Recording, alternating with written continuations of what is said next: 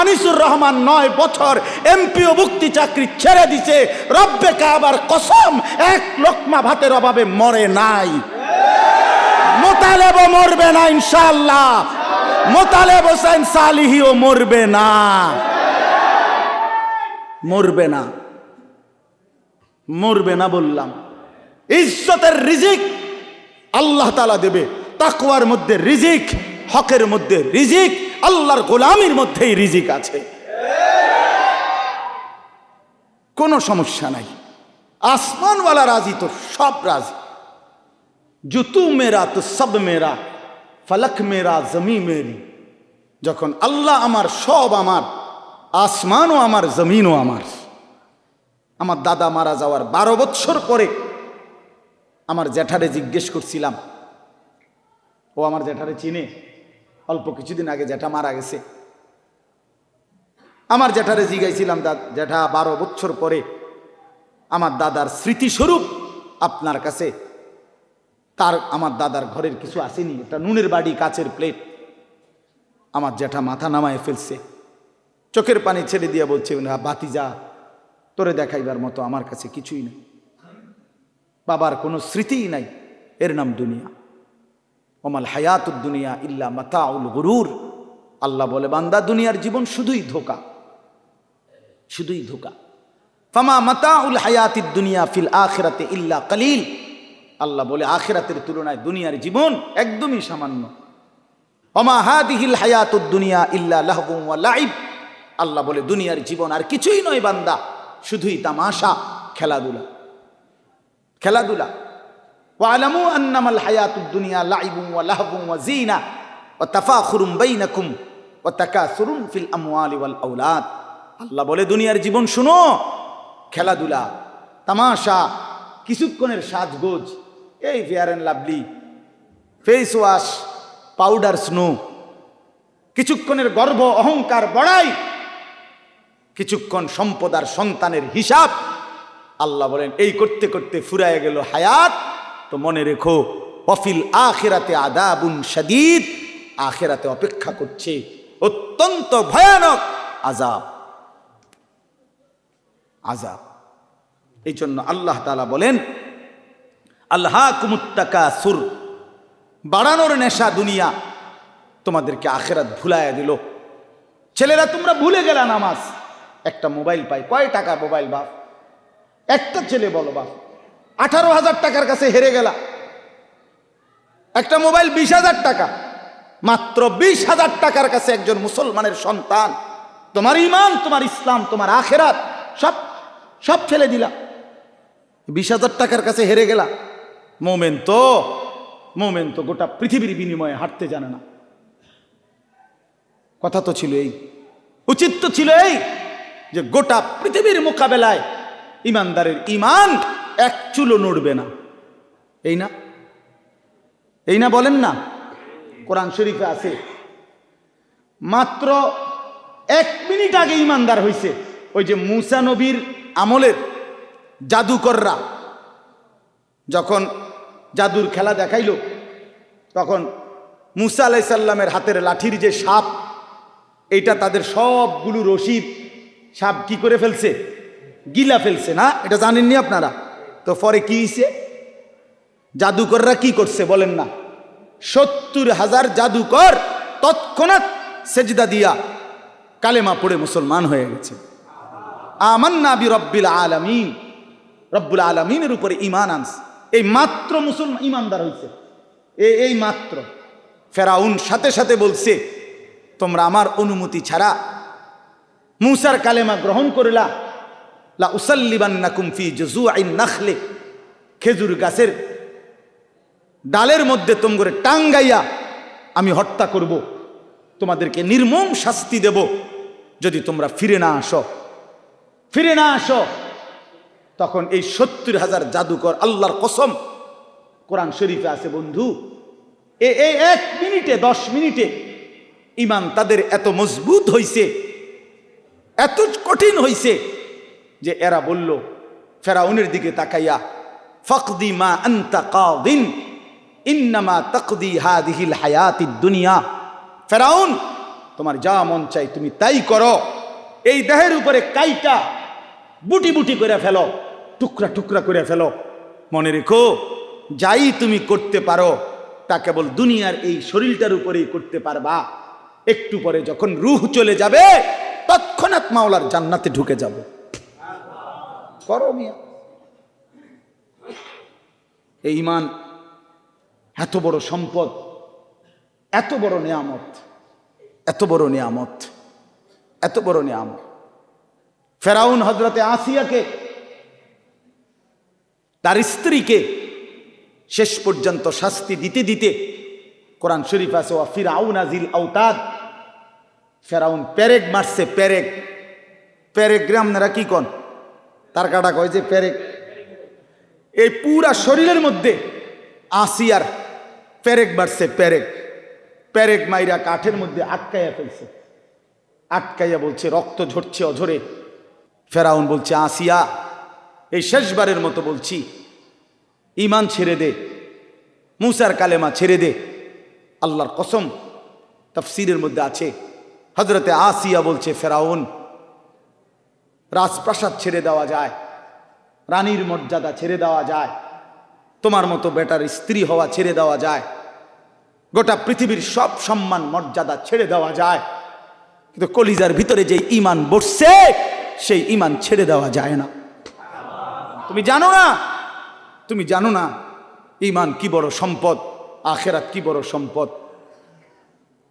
শেষ পর্যন্ত ফেরাউন বলছে আসিয়াকে এই জীবিত এই অবস্থায় রাইখা, তাফসীরের মধ্যে আছে ফেরাউন তার সৈন্যদেরকে বলছে তাকে চামড়া এই জীবিত রাইখা ছিঁড়ে ফেলো। জীবিত রাইখা কাটো চামড়া ছিল, ছাগলের চামড়া, গরুর চামড়া যেমনি ছিলে এভাবে ছিলতে শুরু করো।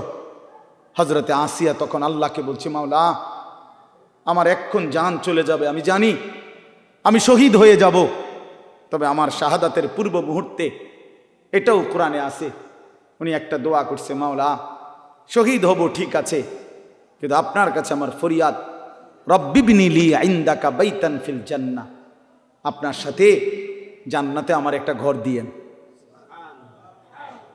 আমি আপনার সাথে, এটা মহব্বতের কথা, আপনার সাথে জান্নাতে একটা ঘর পেতে চাই।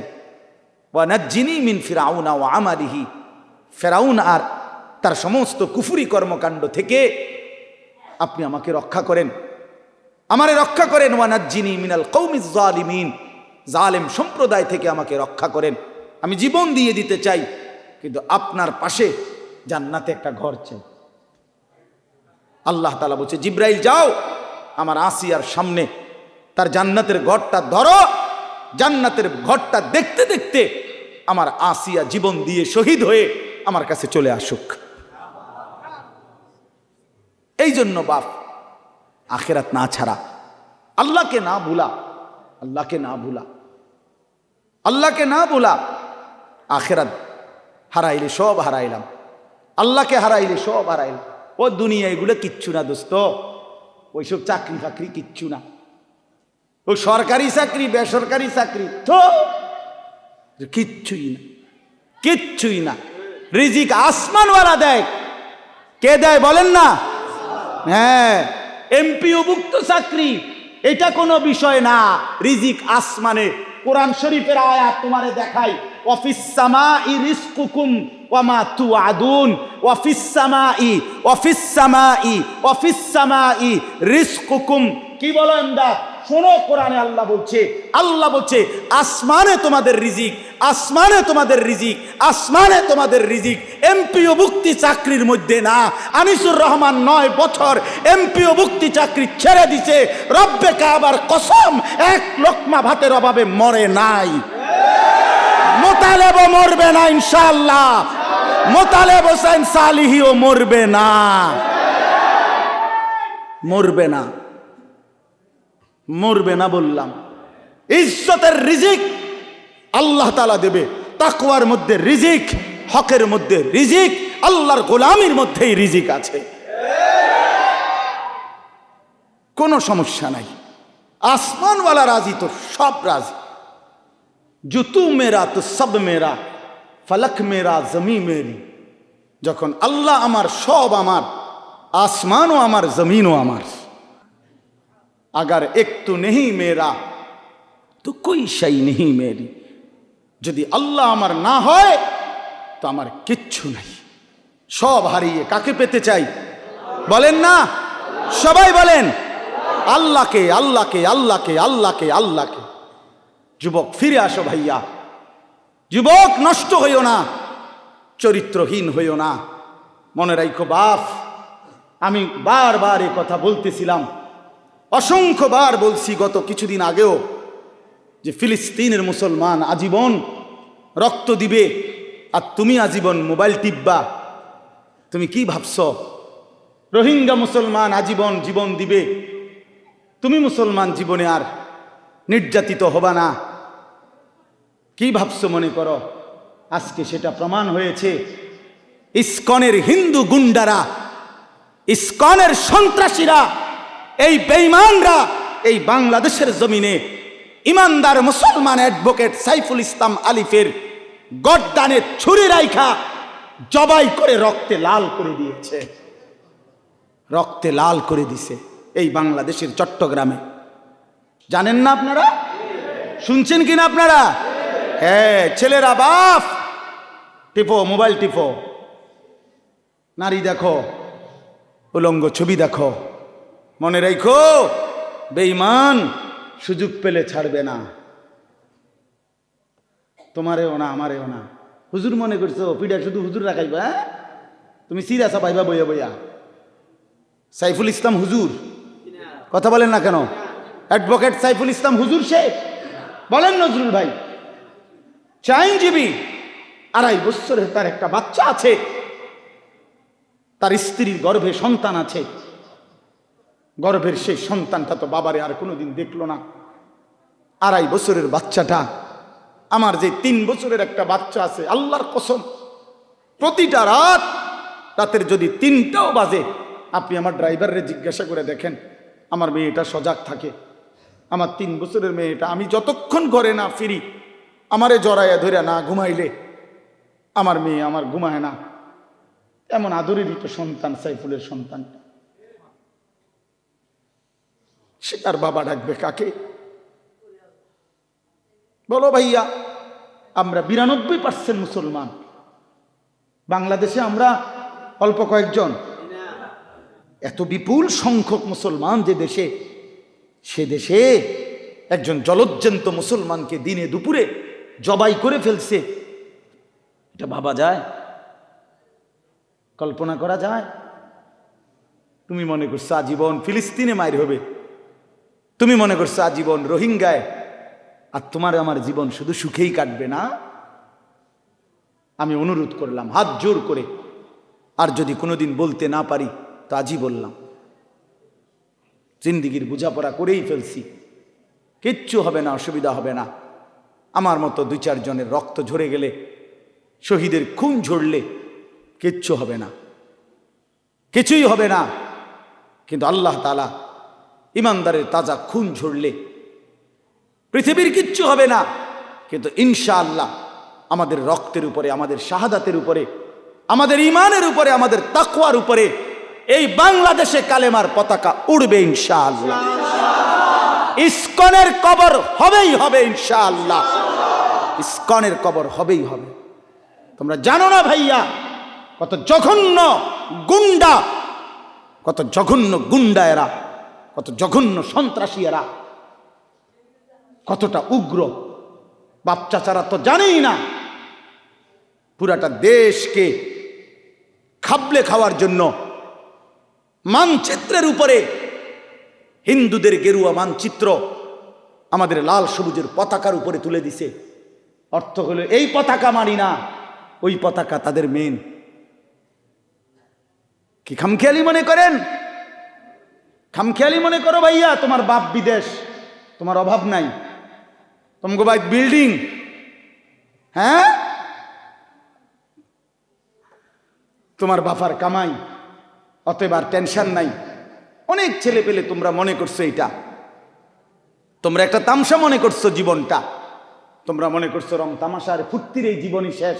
না ভাইয়া, তুমি বাঁচলে তুমি বিবাহ করবা, আল্লাহ বাঁচাইলে তোমার স্ত্রী হবে, আল্লাহ দিলে তোমারও তো সন্তান হবে। তোমার সেই সন্তান যদি ঈমান নিয়ে বাঁচতে না পারে, কথা বলেন না কেন? আগামী জেনারেশন যদি ঈমান নিয়ে বাঁচতে না পারে বাপ, কি হবে তখন? আমাদের কি হবে? আমি কি চাই না আমার 3 বছরের বাচ্চাটা ঈমান নিয়ে বাঁচুক? কথা বলেন না কেন?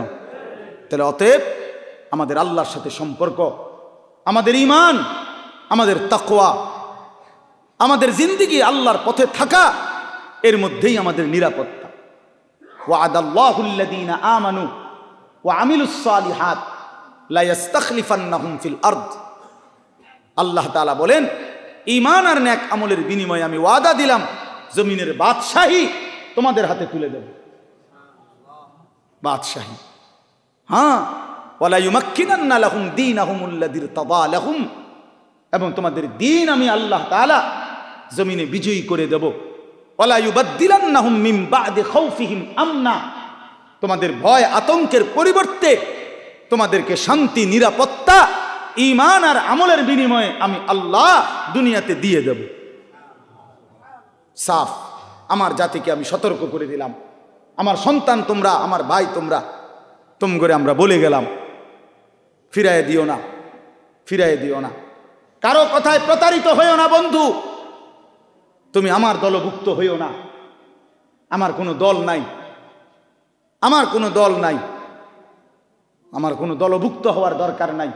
তুমি আল্লাহর পক্ষে থাকো, কোরআনের সাথে থাকো, রাসূলুল্লাহ সাল্লাল্লাহু আলাইহি সাল্লামের সুন্নাতের উপরে থাকো, বিদআতের বিপক্ষে থাকো, কুফরের বিপক্ষে থাকো, শিরকের বিপক্ষে থাকো। 5 ওয়াক্ত নামাজের সেজদা, এই কপালে গোলামির সেজদা দাও। বলো ইনশাআল্লাহ, বলো ছেলেরা ইনশাআল্লাহ, বলো, বলো হিম্মত করে, জোরসে বলো ইনশাআল্লাহ। ফজরের নামাজ পড়বা তো ভাইয়া? বলো ইনশাআল্লাহ। পাক্কা নিয়ত করো, নিয়ত করো, ভালো হবে, পারবা তুমি। যুবক তুমি পারবা, তুমি পারবা। তুমি বুড়া না, তুমি অসল না, তুমি পঙ্গু না, তুমি প্যারালাইজড না, তুমি সুস্থ মানুষ। তোমারে আল্লাহ একটা সুস্থ শরীর দিছে। তুমি হিম্মত করলে ইনশাআল্লাহ ফজরের নামাজ জামাতে পড়তে পারবা। আল্লাহ তৌফিক দান করেন। গত বছর সন্দ্বীপ, আমি প্রতি বছরই যাই। গত বছর সন্দ্বীপে অক্টোবর মাসে 2023 সালে 4টা ছেলে কলেজ পড়ুয়া, তারা ফজরের নামাজ পড়ে সিদ্ধান্ত নিছে একদিন যে আমরা বাকি বন্ধুদেরকে ফজরের নামাজের জন্য ডাকবো। ফজর ক্যাম্পেইন, ফজরের জন্য গণসংযোগ। 4টা ছেলে কাজে কিভাবে ডাকমু? আমরা একা একা ডাকমু, আর ছোট ছোট প্রোগ্রাম কইরা একটা কোরআন তেলাওয়াত, একটা হামদনাথ, আর ফজরের নামাজের গুরুত্বের উপরে একটু কথা বলে দোয়া করে দেব। এভাবে মহল্লায় মহল্লায় ঘুরে ঘুরে তারা গত 1 বছর ধরে ফজরের ক্যাম্পেইন করে গেছে। ফজরের জন্য উঠাইছে সন্দ্বীপ, বাংলাদেশে চট্টগ্রামে, যেটা বঙ্গোপসাগর পার হয়ে যাইতে হয় স্পিড বোট দিয়া।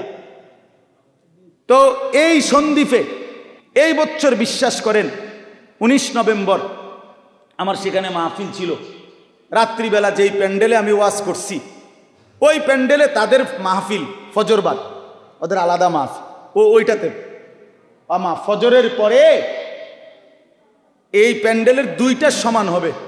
পুরাটা প্যান্ডেল আধা ঘন্টার ভিতরে, কিশোর তরুণ যুবক, পুরা প্যান্ডেল ভরপুর। হ্যাঁ বলতেছে ওরা, হুজুর একটা সাগরের পারে যেদিন আমরা সিদ্ধান্ত নিছিলাম আমরা ফজরের নামাজের জন্য ডাকবো, আমাদের এই 4 বন্ধুর নাম আর আমাদের সিদ্ধান্তটা আমরা লেখার জন্য একটা কাগজ পাই নাই।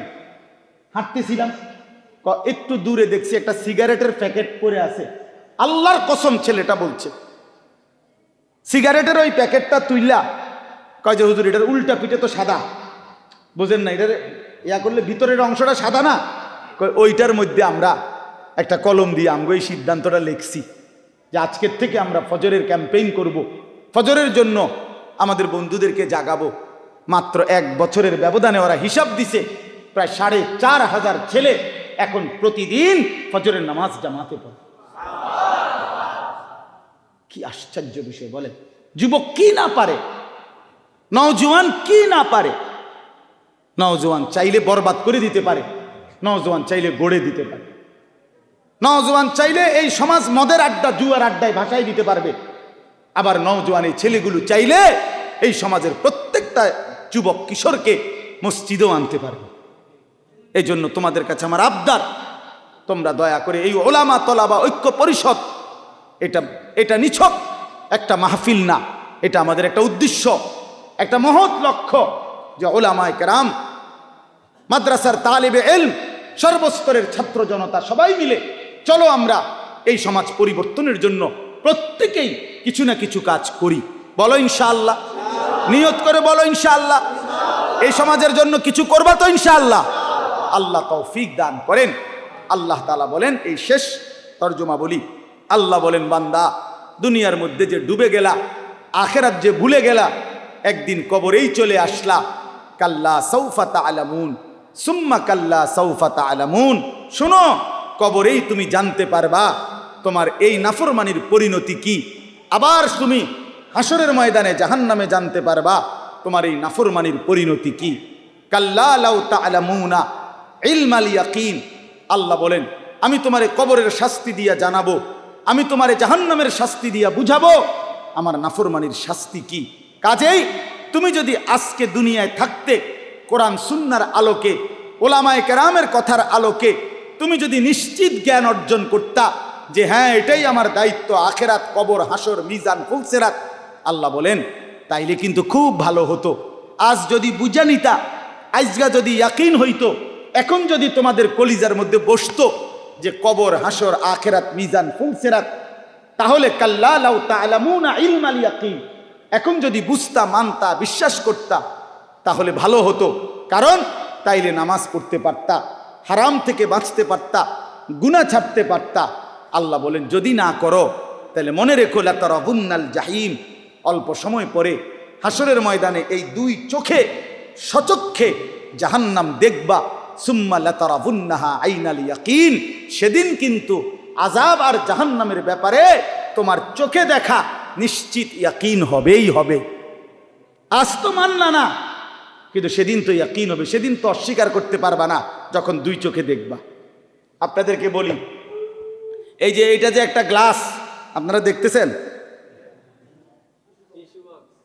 তো কন্দে যে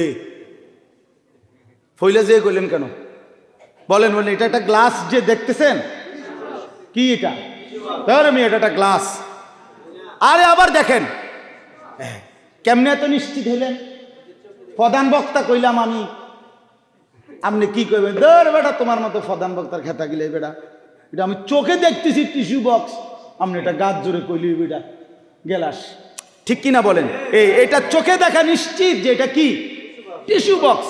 আল্লাহ তাআলা বলে জাহান্নামকে এভাবে চোখে দেখবা বান্দা, সেদিন আইনুল ইয়াকিন হবে, সেদিন নিশ্চিত ইয়াকিন হবে, সেদিন বুঝবা।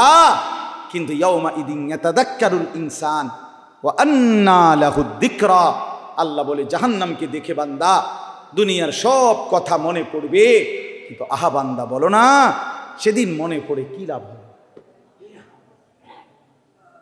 কি লাভ হবে? সর্বশেষ কথা হলো সুম্মা লাতুস, ভাইয়া কথা বলো, কে কথা? ওরে বাপ কথা বইল না, শেষ তো।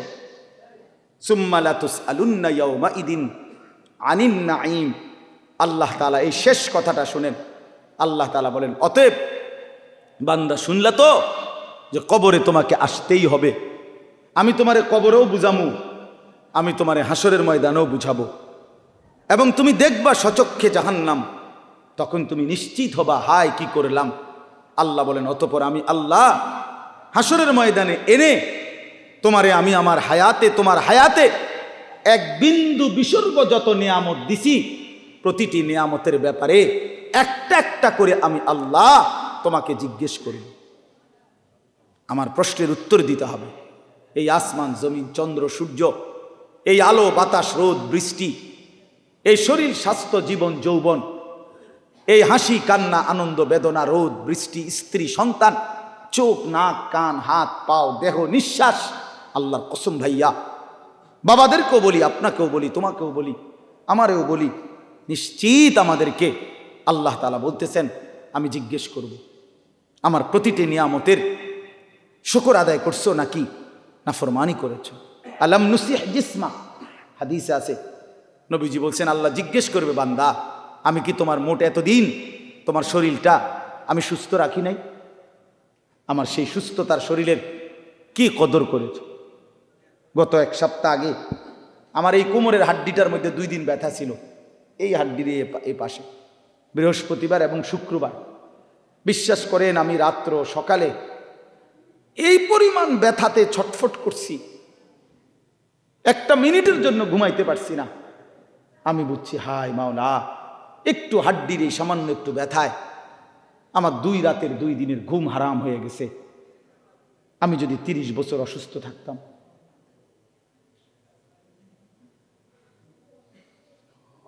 বলো ভাইয়া, তো আল্লাহ তাআলা বলবে বান্দা বলো না সুস্থ ছিলা কতদিন, অসুস্থ ছিলা কতদিন, পেটে ব্যথা ছিল কতবার, কতদিন পেট ভালো ছিল, কতদিন মাথা ব্যথা করছে, কতদিন মাথা ভালো ছিল, কতদিন আমার দেওয়া নুরভিকা মিনাল মা, প্রতি ফোঁটা পানি যে পান করছো আমি সেটার হিসাব চাই বান্দা।